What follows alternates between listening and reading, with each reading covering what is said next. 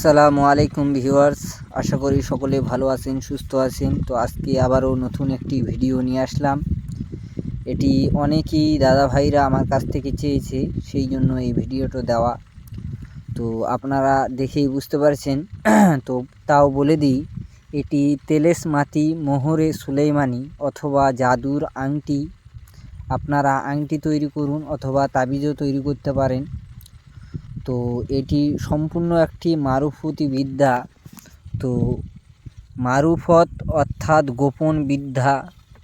রাখাল পীর, কেউ শুনেছেন অনেক ধরনের পীর হয়, রাখাল পীর, বুড়ো পীর, শাহজাদি, মহলুম পীর, সত্য পীর, পাঁচ পীর, জিন্দা পীর, মানিক পীর।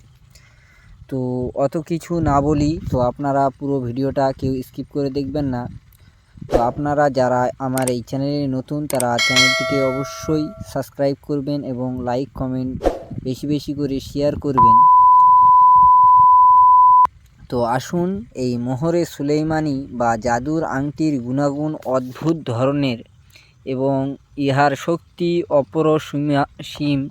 যে লোকের নিকট এই আংটি থাকিবে বা ব্যবহার করিবে, তাহার জীবনে কোনোদিন অভাব অনটন খাদ্যভাব দেখা দিবে না। ইহা ব্যতীত সে ব্যক্তি যখন যে কার্য শুরু করিবে, তাহাতে প্রচুর বরকত হইবে এবং সাফল্য লাভ করিবে। এবং এই আংটি ব্যবহার করিয়া যে মজলিসে বা যে দেশে যাইবে, সেখানকার লোকজন তাহাকে সম্মান করিবে ও ভক্তি শ্রদ্ধা করিবে এবং অন্তরের সহিত ভালোবাসিবে। তো আপনারা দেখেই বুঝতে পারলেন যে, বা শুনে বুঝতে পারলেন যে কীরকম কী কাজ হয়। এটা সর্ববশীকরণ তাবিজের থেকেও খুব মূল্যবান। তো সম্পূর্ণ কিছুই আমি বলিয়ে দেব।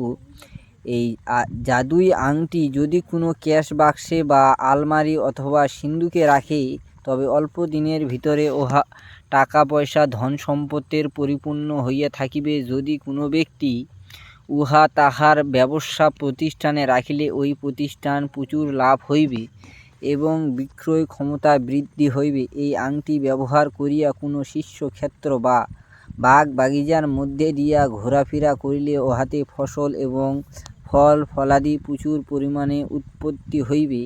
এই আংটির সঙ্গে ব্যবহার করিয়া কোর্টে বিচারক সম্মুখে উপস্থিত হইলে সে তাহার প্রতি সদায় মোকদ্দমায় জয়ী থাকিবে। তো এটা তৈরি করার সম্পূর্ণ নিয়ম আপনাদেরকে আমি বলে দিই। জাদুই আংটি তৈরি করিবার পদ্ধতি নিম্নে উল্লেখ করা হইল। যে কোনো চন্দ্রমাসে শুক্লপক্ষের সপ্তমের দিন সকাল বেলা অজু গোসল করিয়া পাক পবিত্র পোশাক পরিধান করিয়া স্বর্ণাকারের দোকান যাইয়া সমপরিমাণ সোনা ও রূপা দ্বারা একটি পাত তৈয়ার করাইবে।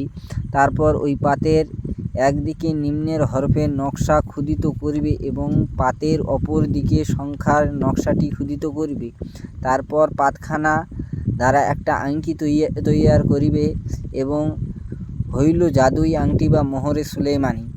তো আপনাদেরকে আমি এটা স্ক্রিনে দিয়ে দিব, ওটা কি লিখতে হবে না লিখতে হবে। তো কিছু কথায় আসি। এই আংটিটা কিন্তু খুব মূল্যবান এবং খুব ভালো একটা জিনিস। তো এর কিছু জাকাত আছে। তো আসুন নকশাটি দেখা যাক। তো আপনারা নকশাটা দেখছেন, এটা সোনা ও রূপাটা সমপরিমাণ নেবেন। কেউ যদি ভিডিওটা না বুঝতে পারেন, তো আমাকে হোয়াটসঅ্যাপে মেসেজ করতে পারেন, আমি বুঝিয়ে দেব। তো এই আংটিটা রাখাল পীরের, এটা কিছু নিয়ম আছে, গোপন রহস্য আছে, যেটা মারুফতি বেদ। তো এটার কিছু জাকাত আছে, কিছু কথা আছে। সেই কথাগুলো যদি নিয়ম মেনে কাজটি করেন, তো অনেক কিছু লাভবান হবেন।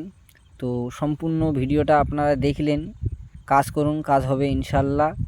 এবং সবাই বেশি বেশি করে ভিডিওটা শেয়ার করবেন অবশ্যই।